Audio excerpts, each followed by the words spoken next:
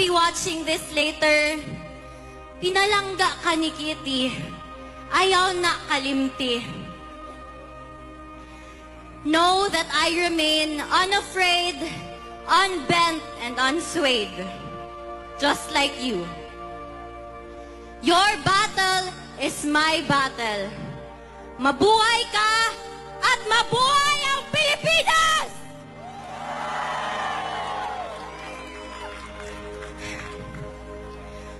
Muli kong iaabot ang personal na mensahe ni Tatay Digong para sa bawat Pilipino. Sabi niya, exercise your right to vote and do so wisely. My warmest greetings of love to every Filipino. Mga kababayan, mga kabataan, 4 na araw na lang bago ang eleksyon. Huwag niyong ipagbili ang inyong mga boto. Ipanalo natin ang Duterte!